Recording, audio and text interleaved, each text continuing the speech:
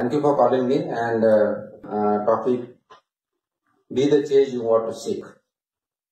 And in our daily life, we idealize a lot of things, particularly in good days. You are in engineering in IIT. You would be idealizing certain things you want to do in your career. However, there will be difficulties, there will be challenges. And some may give up, some may pursue, some may achieve the goals they seek. Same is the case with everybody. One must remember that there are no free lunches available in the world. There are no free lunches. If you want to live a casual life, normal life, there will be lesser issues. If you want to live up to your potential life, there will be more issues. Now the choice is yours whether you want to live a routine life or live up to your potential, and everybody has got a potential. Smallest of the person, even the beggar, what we see on the road, has got a potential. Now it is his choice whether to remain in that condition or to achieve to the potential he has inside him. We look outwards towards inside, and which is a fallacy. We have to look from inside out. I'll give just a small example by which it will be clear to you as what I mean by inside out. In India, we have a lot of cultures, there are a lot of traditions, customs which we follow. One of the cultures is, we have got these sadhu sants. Or we have got, you must have come across the salesperson or sales girls who come to your location to sell something, to propagate something. And they will be trying to sell you a product, telling the features of how best that product is in that category, how best that technology is. But when you look at particular that salesperson, you will see that he is not clean shaved, his shoes are not polished, his clothes may or may not be ironed, and he tried to sell a product which according to him is the best product. So when you look at a salesperson, you come to know idea of what type of salesperson he is. He reflects on his character itself by the way he is presenting himself, and is trying to present a product which according to him is the best in the category. Same is with us. Whenever we say that society should be like this, there should not be traffic, the city should be clean, government should be the best, and all things.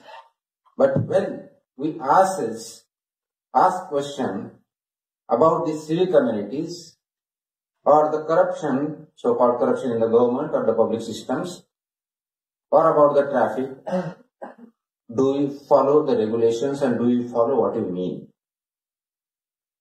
That is the issue.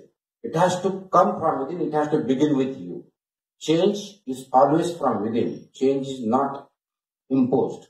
That becomes dictatorship. It is never sustainable.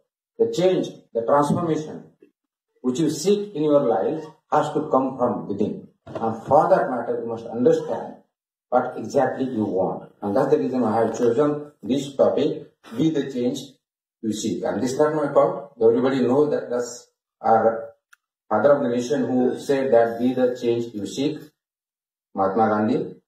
He lived that way, that's why we got independence. Those dreams how to live, just not in thoughts but in action. And those thoughts or actions cannot be limited for a particular time or particular day or particular events. They have to be a habit of your life. There will be problems. Those problems you will have to overcome. Because you are trying to live up to your potential, issues will be more. If you choose to just walk, there will be lesser issue. If you want to run a marathon, there will be more issues. So you must appreciate in the given condition what you can do. And that's where anybody of you, don't think that you have come from a particular background. You have come from rural area, you come from urban area, you have come from poor family background, you have come from the family which was born with golden spoon in the mouth. Those are the given conditions. You don't have any control over it. The situation in which you are born is not your either what you call the fault or the blessing or the earning. It is a situation. However, what to make up out of those situations is your call. If you want a topic to speak on how to I became IAS and what I did later on, had I thought that I would not be able to make anything, I would still have been the farmer in my village from which I was born in a indebted family. If I think or anybody thinks that given the situation I cannot change it, we will never change it. Because the change has to begin in your mind first. And when in the schooling days, when I was in school, as you know, in rural areas is Jilla Parishad schools, and everybody at that point in time, I don't know the condition today, it is different as compared to 80s and 90s. Everybody in the village will go to the school during the school time. Rest of the time, he or she will be in the farm doing some activities, doing some work. That was the condition with me also. And I never knew what I would do in my life. Never. As a normal kid, I was doing what was told by my parents or somebody else in the village. Your relative and everything. They asked me to go to school, I went to the school. Till I went to college life, I never had idea what exactly I was going to do. So I just going to the school, whatever normal kids doing, writing the exam, getting next standards, and studying whatever is possible given the circumstances. However, one thing was clear, whatever I was doing it honestly. Efforts were there. As the family background was poor, I had to work in farm.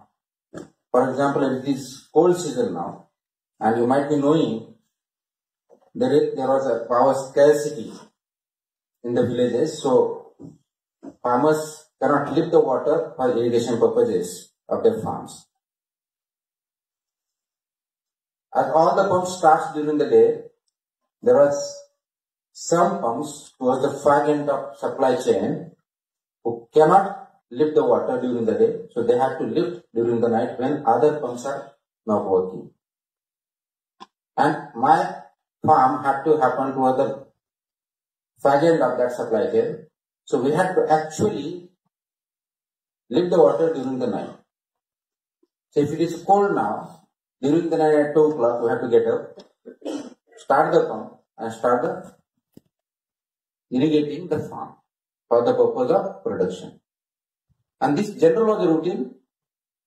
Wake up early morning, do some work in the farm, then around 9 o'clock go to the school, complete the school by 3, 4 o'clock, again go to the farm, do the activity, come back. This is the routine. That was early 80s when I was in school. That taught me one lesson. Two things are in your hand. One is your discipline and hard work. If you can do it, you really can change the way you live. So these activities, I alone was not doing it. My family are doing, many in the farm village who are actually below poverty. They were doing it. If you detest it, you will not improve. If you appreciate it, the conditions, you will try to improve. If you have something to learn, you will learn. And I learned a lot of things from there. As a result, when I went to college, but I did not waste. And there I started thinking, I was guided by my elder brother, what exactly I need to do. We started working on the dream of becoming something. He said to me, as usual, you just become collector. Collector why say tula in Marathi. So I did not have any idea what exactly collector was. But I said, yes, I, as if it is something natural exam of class 11, class 12. But the moment I started studying more, knowing more about it, then I realized it's quite tough. One of the toughest examinations. It's not easy to succeed. There is a lot of competition, different subjects which I am not studying at all as of now. So it was actually my elder brother's strategy to go for 11th and 12th as a science. I did science in 11th and 12th. And then he switched over to social science. Thinking that, my brother thought that subject from the social science would be able to make it through the civil services examination. And by the time I cleared 12, I could have got admission for medical, but he did not opt. I did not protest. I did not have any idea what is to be done.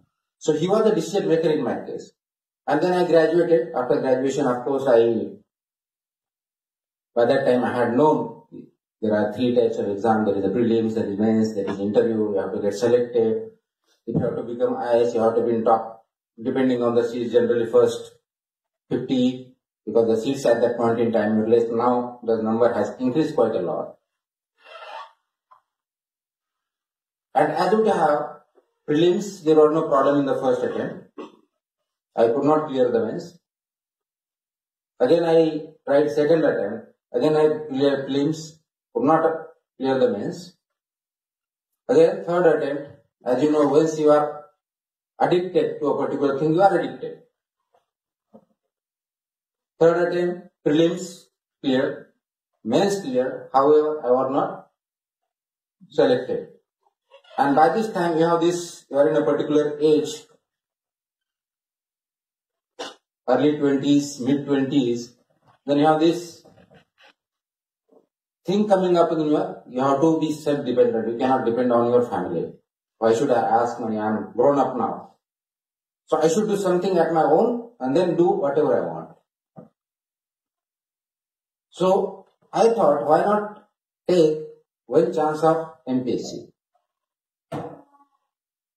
So that I'll get some post and then I'll attend UPSC again for becoming an IAS officer. Meanwhile, I had completed my post-graduation in political science. I was doing some research on PhD on some nuclear policy. And in between, I had got JRF. So this JRF was helpful to me. It was around 5,000 rupees per month for conducting research. So it was basically making my both ends meet. But however, that was not topic. So when I decided, I'll take one attempt at MPSC, around I think 2000 or 2001. And then once that is complete, I'll take the last attempt of civil services so that I'll be stable. There is no dependence on my family or somebody else, and will be little bit more confident. Meanwhile, I applied for lectureship because JRF and NET I had cleared. So I got a job. I did a contractual lectureship for 1 year in between. Why this was done? Because once I appeared for 2001 MPSC, prelims happened in something September, October 2001. The result took something 1 year to come out. The result was towards the end of 2002 or early 2003. Then there was interview, then again 6-7 months or 8 months for final results. So this 2001 attempt of MPSC, finally I came to know result about mid-June 2003. So in between there was a gap, so I did lectureship for 1 year. And when this final result came, again I got some class 2 post in MPSC, that is this finance and accounts post. Given that situation, I had to make choice. I was already working as a lecturer, whether to continue with the lectureship or not. If continue, then whether to go for civil services examination or not. And at that point in time, I decided, yes, my dream, my goal is to PIAS or IPS at the most. So I thought and I quit that job, saying that I have to study. And I started studying for the examination of 2004. So once I started studying again, whatever the learnings I had done in first 3 attempts or through MPSC or whatever lectureship I had done, all this helped me to prepare in a better manner. As a result, 2004 prelims clear. I wrote 2000 main in around October 2004. And by that, this joining of the MPSC came in December 2004. In April-May 2005, results of mains came. I cleared it. I was called for interview. Again, there was an issue. As I was just joining in December here, I informed my director of my services saying that I have cleared mains. I need some leave of 15 odd days for preparing for interview. He said that I am not giving it. I will not grant you or any probation. So, at the most 2 or 3 days I will give it. So, how do you go about it? Why I am telling this process is basically for you to learn or take something, either good or bad, whether my decision was right or wrong. I took a decision. They went out of the chamber, sat there, wrote my resignation letter and threw to him, saying that I am resigning from the service. Because I was determined to achieve my goal. That was the reason. I appeared for interview, but meanwhile, he had not accepted resignation. He granted the leave. By that time, I interviewed and then came back. I again joined. And finally, the result came around the May, saying that yes, you are selected. In first 20, you are there. So that journey, which began in the farms activity, almost which the dream which I had not known till I was in 11th or 12th. From that I had started, and it ultimately led to get to that dream. Now the issue is, how did I make it is inner willpower, but that is not sufficient. That is the process. And that process has to be identified. Each place, each time, each event you have to evaluate and work upon it to make it a worthy life. There will be difficulty. Whatever I told is a summary of it. There are processes when you get frustrated. There are stumbling blocks. As a result, if you have will and skill, without skill you cannot do anything. Skill is required, will is required. The vision is required, mission is required. In engineering also, you decide to do something, there are steps and there are skills required. So unless you may have dream of becoming a missile man, but if you don't have the skill, you cannot. So you require skills. But neither of it is sufficient, both are required. And in the process there will be difficulties. That's why you need to be inspired. That's why you need to work on your strengths and weaknesses and decide what is to be done. Leading a normal life will have lesser issues. Leading a more challenging life, more life where your potential can be realized, you will have more issues and those have to be overcome. Now you say, once you have achieved my dream, what next? And that becomes a stepping block. Then you have come into a particular service. And I am not saying this is the best service. There are any options, whatever you like, whatever your aptitude is, you have to decide. Most of you will be doing engineering, some will be doing aeronautical engineering, some civil engineering, electrical engineering. Some will do jobs, some may go to be entrepreneurs, some may become researchers, contribute something to the society. The question is, do I want to lead a normal life after becoming an engineer? Or do you want to use these engineering skills in whatever stream you have for the betterment of the society?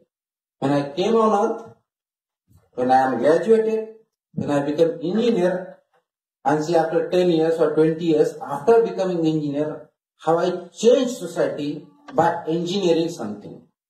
That is the question you should be asking to yourself. We could not have thought in 2000, early 90s or late 90s about the mobile technology. And today we are talking about technology of artificial intelligence, where whether human race will be there, whether it will exist or not, or machines will take over the human brain. And if the story of the theory of singularity, if you read it, if according to the theory, if the artificial intelligence develops at this level and the machine learning takes this level, by 2030, human being, or 2030-35, will be overtaken by machines. That is the level at which we have gone. Now, as a result, because of this fourth industrial revolution, and as you are all engineering students from different streams, you are and I am lucky to be in this age where there is a fourth industrial revolution. Issue is to look at it positively or negatively, look at it opportunity or a threat. And there are debates whether there will be jobs available, whether robots will take everything over, and I have a job scarcity problem. But if you carefully peruse the technological advances, as we call it the disruptive technology, IT as a disruptive technology or Industrial Revolution 4, no revolution in the world, whether it's the first revolution, second revolution or third revolution, is a disruption. Every revolution is a disruptive. So this is also the continuation of same. Yes, its gamut may be more, its effect may be more. The issue is, are you capable of taking the challenges posed by this industrial revolution? For that matter, you require skills. And by skills, I really don't just mean your particular set of skills of doing certain things. That you have some engineering skills that are required. You may be writing some algorithms, those are required. But there will be thousands and lakhs who will be writing these algorithms. But thousands and lakhs will be doing a lot of activities. How you as a person, as an individual, are better than or can cope up with the situation which others can't is an issue. So if you look at the data of last 5 years on the leadership, management, and the companies, the big companies I'm talking about, top 10, even if you take at the world, of the top 10, 9 are, if you look at it, only IT companies or IT enabled companies per se. The learnings are very fascinating. Findings are very fascinating. And that as you student at this stage, you must know this. Along with this technical know-how, technical skills for a particular job, which are prerequisite, you must develop social skills. That has come up very starkly. There was a time when we have to have MBAs, and that MBAs used to get jobs. Now MBA is nowhere to be spoken of. We are not talking about MBA. We are not talking about management. What we are talking about is leadership. And this leadership is not going to come from management principles alone. It is not going to come from technical skill or know-how. It has to come social skills. And that's why you must learn those social skills. And what are those social skills? That is the key question. Along with technical know-how, these social skills, where man management has become more important, where your handling of personnel, visioning, leadership qualities, sensitivity, these have become much more important than earlier times. That's why the theory of management also is going under tremendous changes. So along with this technical skill, develop your social skills so that you can organize better, you can lead better, you can envision better, you can work on it and achieve the goal in your life. And by goal, I mean, is the theory of thesis antithesis and synthesis. You have a particular goal.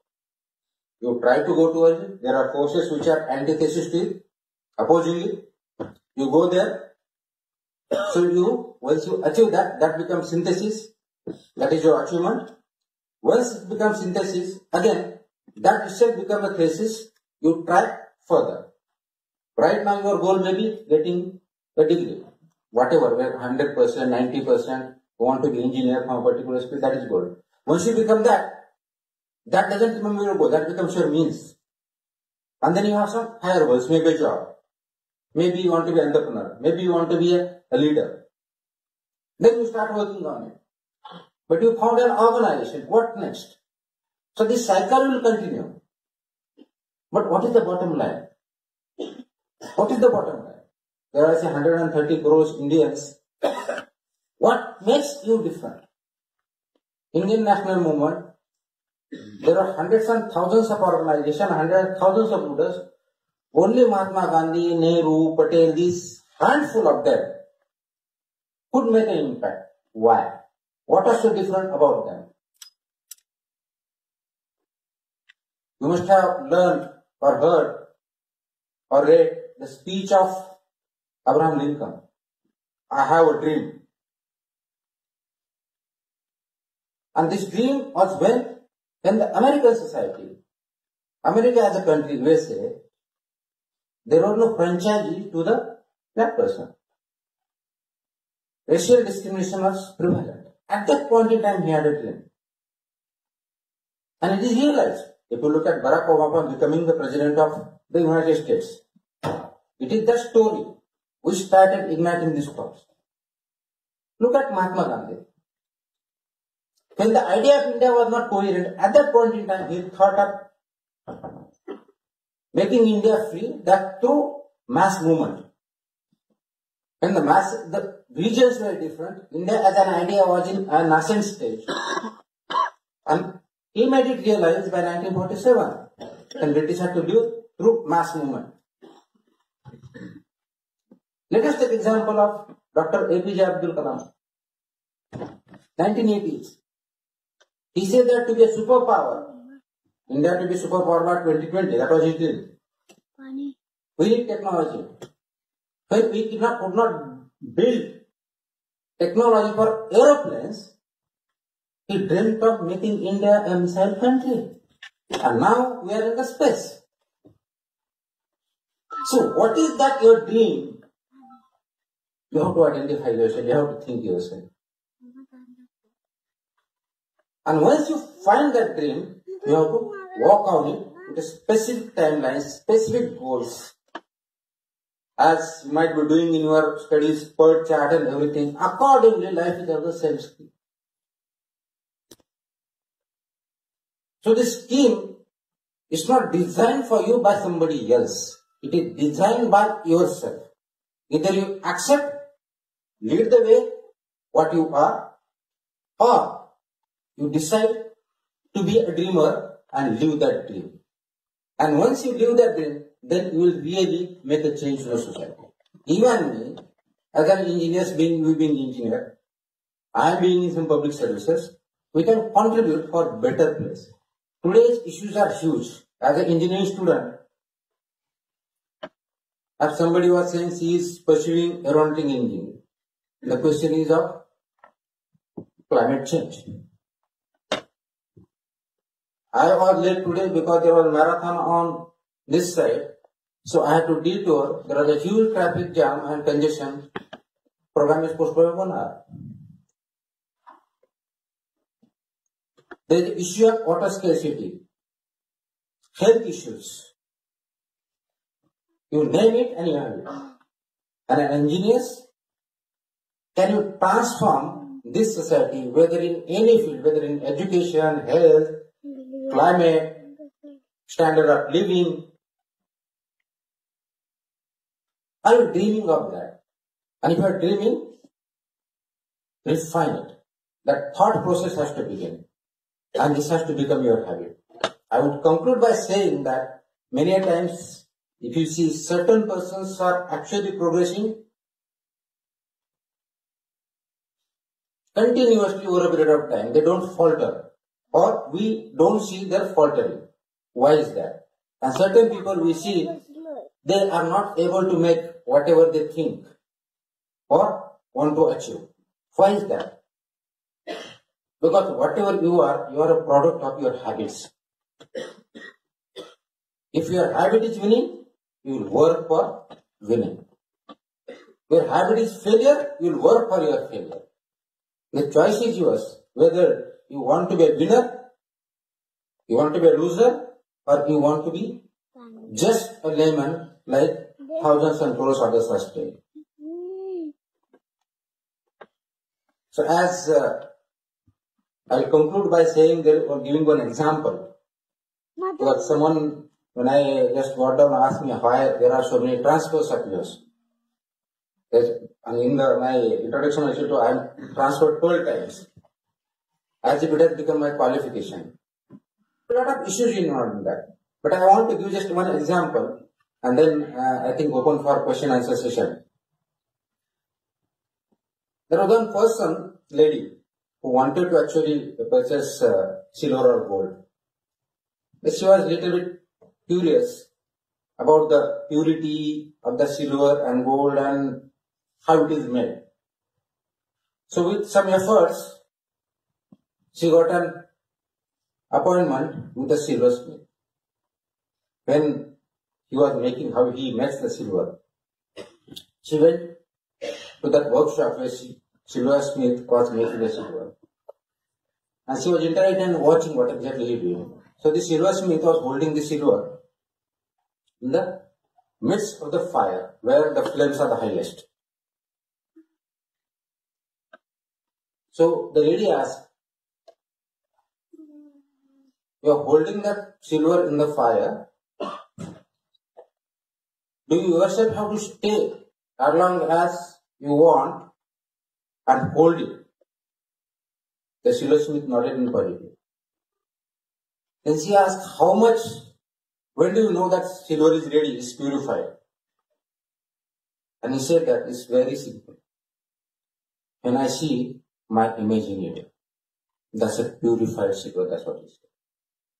So whenever you are going through difficulties, be assured that you are being watched, you are being tested, you are being pursued for something better. Nothing in life comes free. As I said, no lunches are free in the world. You pick up a stick, you pick up both sides. If you pick up one end of the stick, second end is already picked up. If you pick up a coin, you have two sides. You chose to remain present, you have lost something else. Maybe free time, maybe discussion with friend, maybe something other activity. It's a choice. In life, choices will come along with its baggage. Not even Mahatmas had trouble-free life. Nobody can have it. The question is, how much trouble, less or more, depending on whether you want to lead a normal life. The issues will be less. If you want to live up to your potential, issues will be greater. The greater the difficulties, if you give up, again you become normal. You have to be able to overcome it. You have to see that you have to learn. So when difficulties are there, we generally ask if there are repetitive difficulties saying, why is this happening to me? Don't you ask this question to yourself? Yes or no? Why is this happening again and again to me? I have tried my best. I have done all the right things. I have not wished anybody bad. Then why is it happening to me? Unfortunately, that is a wrong question to be asked. I also ask many times. We get frustrated. Then your question is, what is the right question? The right question is, what can I do in this situation? Rather than, why I am in this situation. So once I change the questions, your perspective is changing 100% differently. 360 degree differently. Why is this happening to me? You have given up. Now this is because I cannot do much more than this, and this is something providential that I have to face.